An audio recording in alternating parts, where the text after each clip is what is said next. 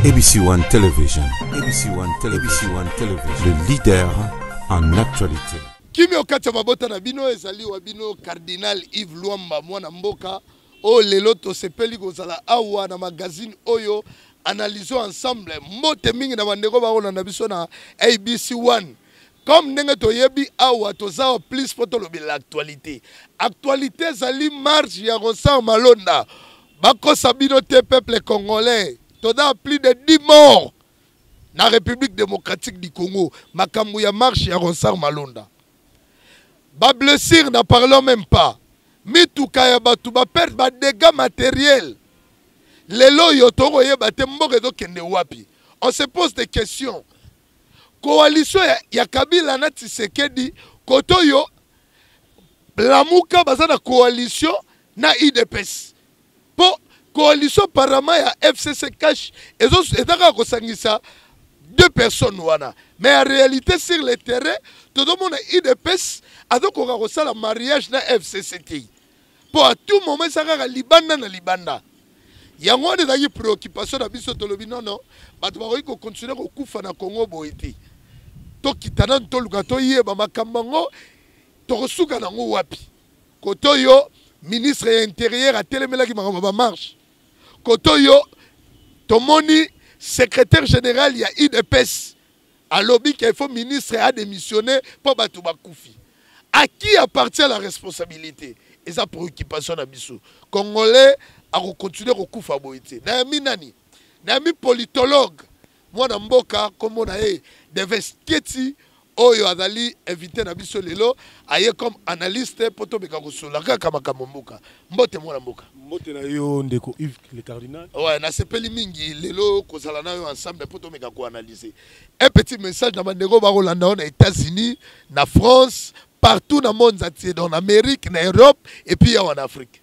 Pona ko banda tombola mo micro ina pesi mbote na bato nyoso baza kolanda biso mais ngai na restituer mukie. Voilà. Je ne suis pas un politologue, je suis un sociologue.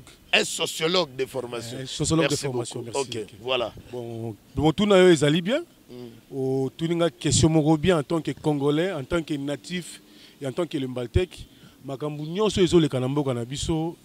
En tout cas comme on ngo bo eza pasi. Eza pasi parce que avenir à Congo jusqu'à preuve du contraire, eza sombre.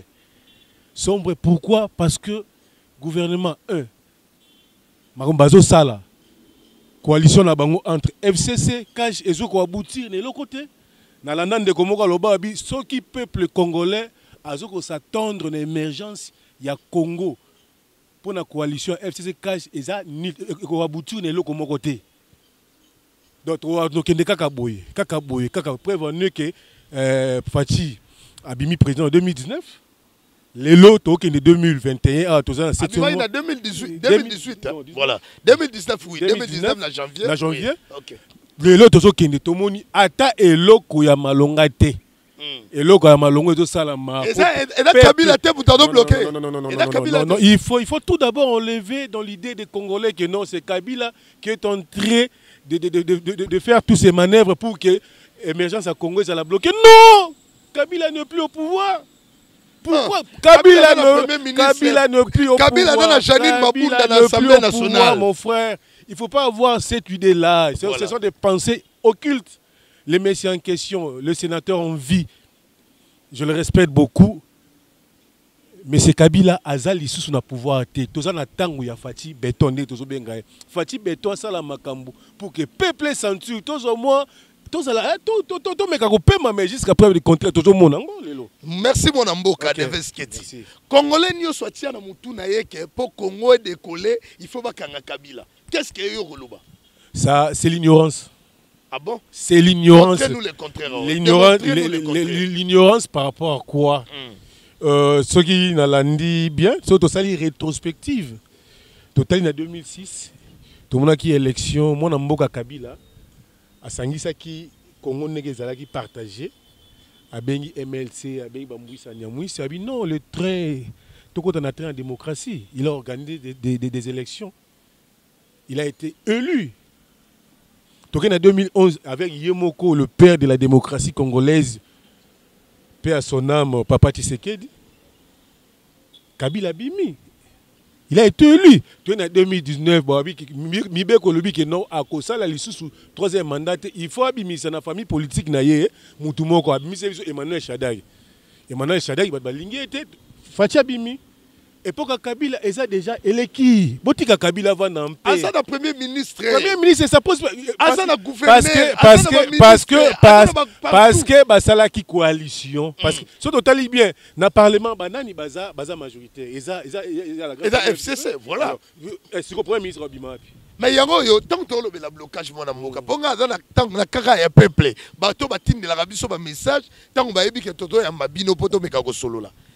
Todo mona bango awa lelo yo kaka bango de ba libiso loi mina ko esakata. Justice et comme au départ dans la ministre de justice Célestin Tounao ba pesa embargo a compte dans réunion conseil des ministres te. Kaka bango moko wa sous te ko mona todo comprendre te soutien à Ronsard Malonda. Ouais do pesa peuple congolais kanda. Pourquoi FCC a donc soutenir Ronsard Malonda? Mon amboka le cardinal Yves Luamba c'est pas une question vous savez. Et là, au moment où président Fatima Kassalobi, état des droits. C'est-à-dire quoi? La liberté d'expression. C'est-à-dire quoi? La démocratie. Donc, peuple est souverain. Bah, proposer biso mutu. Peuple a ligné na mutu anate. Asa souverain. Il y a un monde qui va manifester. C'est la démocratie. Donc, bah, il y était tobo yé parce que biso le londres tozalia tozana babengi biso pena République démocratique du Congo. C'est-à-dire tozali République oyo tozana démocratie. Démocratie ezalaka et outa pas à peuple. Ba o bazana kata parlement, bazalaka mandaté par biso ba peuple. Totindi bango balobela biso. Alors bato totindi bango so ba sala musala au peuple lingité. Peuple bimaka na balabala. Toyebi to yo ngana yo toyebi bien que l'élection oyo ba député monsieur to votera bango te makomo longe bimi monsieur ba négocier même ba négocier même électorat na bango ba zoa te mais ba bima oyebi bango très bien. Problème na biso ya Congo ezali tous un problème moko jour oyo ba ko tia na tête ya seni mutu oyo peuple a mandaté oyo azana bolingo ya Congo. Il Luamba na ebisi omona intel abeti 2 mandats, 3 mandats, baza soute pour to vota bangote. Très bien, to vota bangote. Selon vous, que représente-t-il monsieur Ronsard Malonda? Ronsard Malonga. Oui, selon vous ce babi au sala nanu description na ye. Hein? Ya Ronsard Malonda. Olobanini. Non, premièrement c'est un Congolais. Deuxièmement, c'était sorcier, c'était un homme qui va bloquer la vie des Congolais pendant 5 ans de plus. Il ne faut pas accuser, dans la vie, il ne faut pas accuser Moutou Oyo Yebite ou Benga Indoki. Oui, mais pourquoi la lobby Aza d'abord Congolais. Merci. Mais pourquoi la lobby Pourquoi alors? Tosaline état d'urgence sanitaire au bisonne surtout au Yebike. Coronavirus, oh le loyo, et il y a un monde qui a fimbu. Mais imaginez-vous, hier, le peuple congolais a oublié la Covid-19 à cause de Ronsard Malonda. Donc il est plus dangereux plus que le coronavirus. Alors on a dit qu'il y a comment on a dit sa description Ronsard Malonda. Nathalie Monamboga Ronsard Malonga, premièrement c'est un Congolais. Très bien. Deuxièmement, Aza élu na consensus na mba sala ki wana. La plateforme la professeur religieux. Babimisi ye, ezebisote.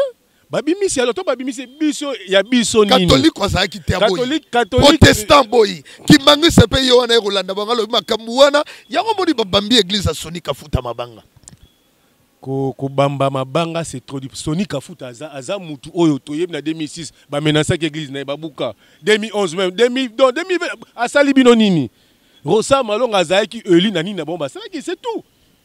Si il y a bino nini, si vous sepeli bon, tout le monde que peuple sepela quitté, bah là ici mécontentement na bango abimi na balabala. Ceux qui ont muto aza conscient, à mon que par rapport il y a électorat na ngainde peuple a koufi, par rapport il y a électorat na ngainde ba dégâts matériels et salami, par rapport à ça, à quoi il peut retirer signature na tout le monde a président Fachi na Genève kuna to bakenda ki po babimisa ba dessiner candidat ya opposition moko tambi yoka base abini a retiré signature tout le monde a mboka kabunda leka na télévision abiyoka base a sengi na 48 heures il faut retirer signature a retirer signature bako sala accord na bango ya Nairobi na Kenya na INC IDPS tout le monde makamne sont des okende so intérêt ya peuple. Au moni soki peuple azo bima libanda peuple azo lukaka intérêt na ye. Ngana yo tozala bien. Aujourd'hui papa Yves ndeko cardinal et ça la nga pas si soki nazo analyser ba fait na ba phénomène avenir à Congo est sombre. Avenir à Congo est sombre. Soki to kisali ke bate tokolela. Tokosuka lwa nani yeloba nani. Tokolela. Yeloba visite. Nazo songela yeloba artiste comédien onani siatula. Ali mu comme subro ra Venezuela sombi Congo ba yena bino kaka. Ali botele mabobima. Botele makaka bino mabobima. Mboka tigale abata Venezuela. C'est ça mon frère. C'est ça avenir à Congo est. Il n'y a rien de bon. Rien de bon. Rien ne marche, rien, absolument rien. Dans le haut, il n'y a rien de bon. Maintenant, Batouba Otikokufa. Vice-premier ministre et intérieur, Aboyagi Batouba Bima, respecté. Tomoni Batouba Koufi. Gouverneur et la ville-province de Kinshasa, Jatini Ngobila. Yeruta Mona Passi. Moutoua FCC, Yehoba Yumbi. Bon, pas de problème. Batouba Bimi. Le 13 lundi, la mouka pe kuna sous la mouki. Alobi yepe awosala na marche ya yeli sous. Donc espérons bien que à la lire où vont les choses, batu ba ko considérer kaka kokufa. Et là on nini oyo proposer pour na ko stopper hémorragie au peuple congolais ba kufa mikolo nyonso. En tant qu'analyste, en tant que sociologue de formation, oebi FCCP na makamara lobi je suis ni de près ni de loin. Atadaki victime babuka ici. OK, pas de problème. Premier anini.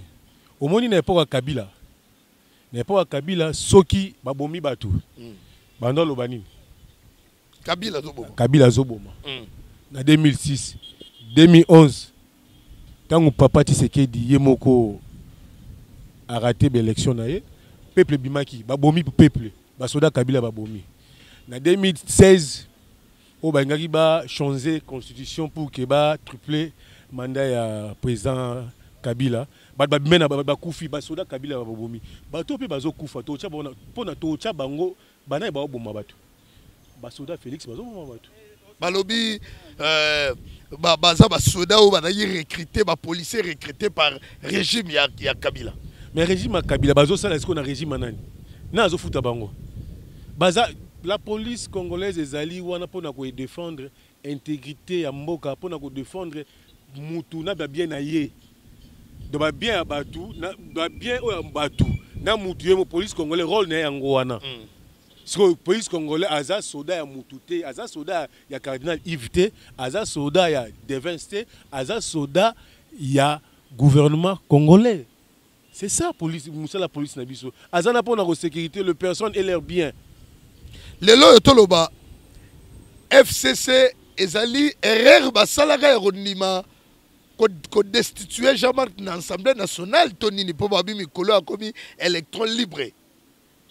Donc maître Nager a continuer toujours ko déranger bango nenga salibanda.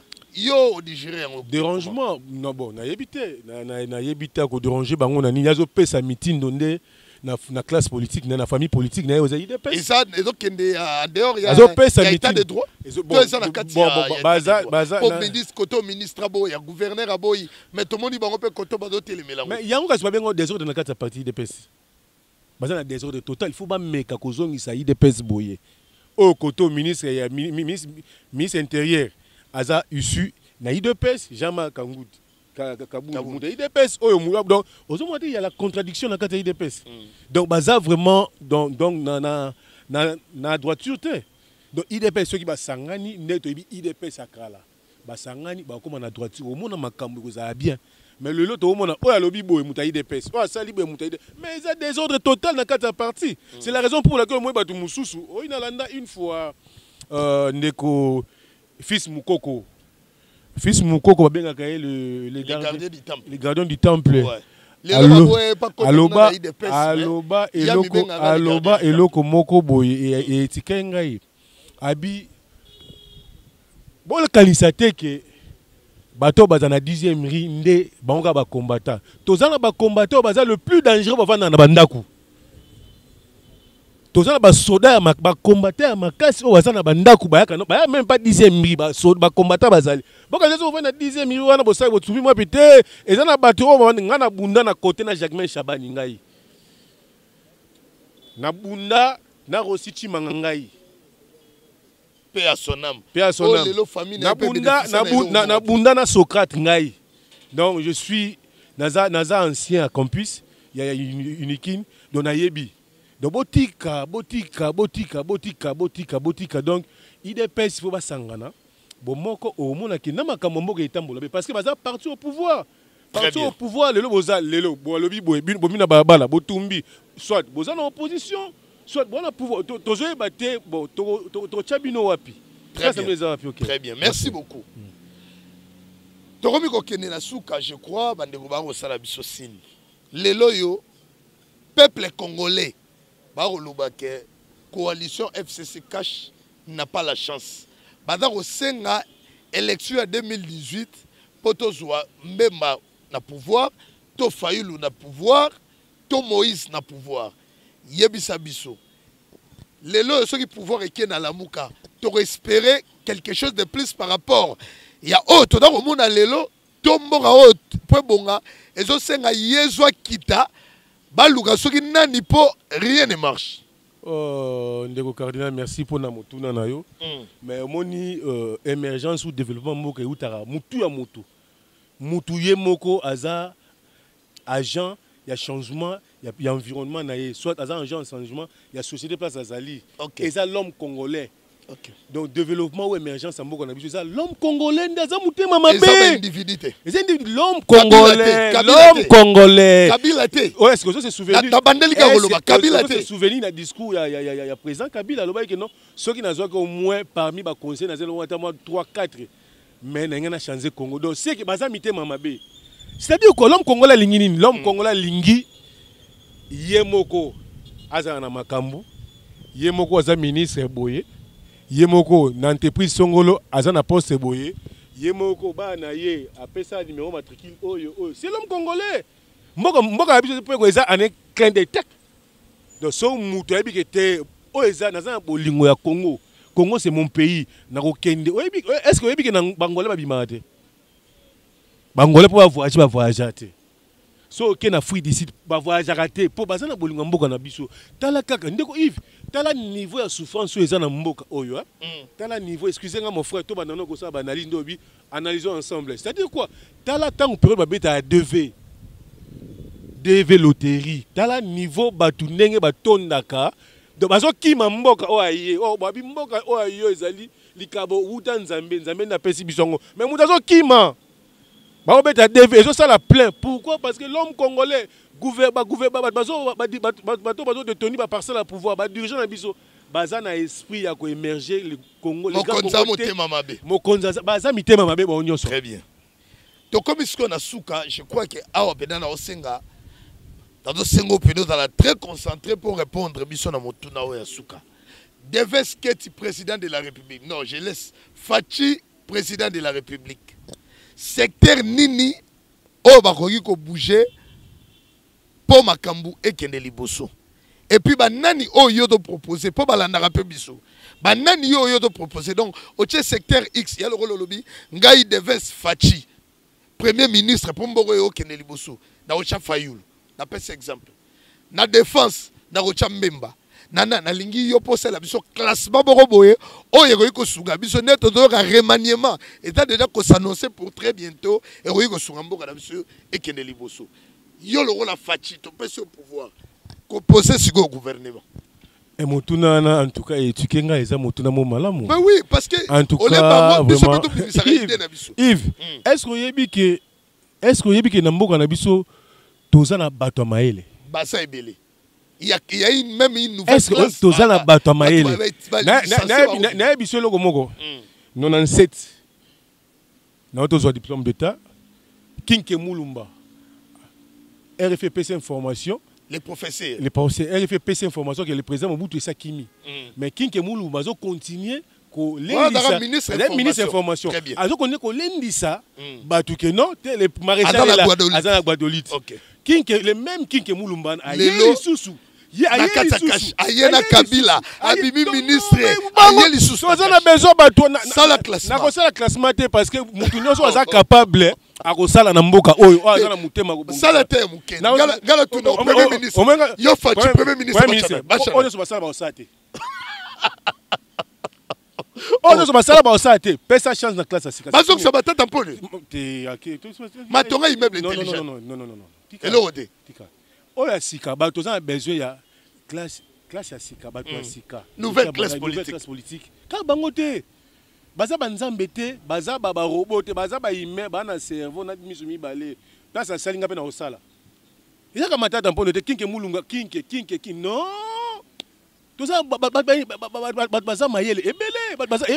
Message d'espoir, moi Mboka, message d'espoir, partout, message d'espoir et peu aussi mot de la fin. Message d'espoir, Nanga, nous sommes tous des Congolais. Toling en attendant tous vivants.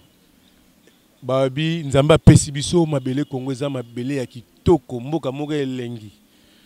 Tolingana, tous en conscience, Yakibo Moto, tous à la batou. Au mona mboka ba au moni eloko moko na lobana na biki no moni bato baza na parcelle de pouvoir ba dirigeant na biso ceux qui ba conscience que non un jour to kufa na biso à quoi c'est bon na yiba ba millions déjà destiné pour na ko tonga moi nzela songolo pour que papa songola le kaka pour yo bo kufa na wana soutenir pende bakanga Vital Kamerhe tango kolobela mamba mi omoni na landa procès à Vital Kamerhe aza c'est ngabenga ki as de pique le faisait maïba pe monga ba congolais ayiba monga ba congolais as de pique yango se retrouver la président de la République atama sana yo masa ni batanga ntiki moko so a détourner ba okanga justice régulateur donc justice ndekangi OK qui a se couffé pour bachaki na ba faire abomi pesa un message d'espoir wana baneko message d'espoir est que biso ba congolais il faut tolingana nous les congolais tolingana parce que so tolingani tozo luka venir ya bana na biso bakoya lobby ba mona Congo moko malamu Congo moko ya bato mobulu te Congo meilleur bon pona bato bakufi bakangana ni ministre intérieur gouverneur to balanda Jean-Marc Kaboul mbad bakufi pour bakufi ministre intérieur ministre intérieur apesa ngindingisa na télévision abi muto abi malibanda te gouverneur pas boya gouverneur Jandini Ngombi aboya muto abi bon IDPS abimisi bakufi te liba bakanga bango moko change bango moko merci peuple congolais merci lelo toyega ko sala mo analyse ndenge toyebisaki bino makambo ya Rosar Malonda oyo elukeli peuple congolais parce que mboka moko te toyiko sepela bato ba continuer ko kufa lelo lobby okuna. Et ça y est préoccupation na biso etake ba panzisango to meka ko solola. To yiko mesana ko kufa lo la moto nenga yo kanzala te. Donc yo yika nzala boke ko lia. De moto yi nenga liwe komi na kata mboka na biso. Lobi ba babosa ne COVID-19 pona Rosar Malonda. To landi bandeko to sali ba analyse moto na moto ba retirer leçon. Nakati yawa to kuta na mikolo ezali go ya. Merci kimi makati mabota na bino. Merci beaucoup.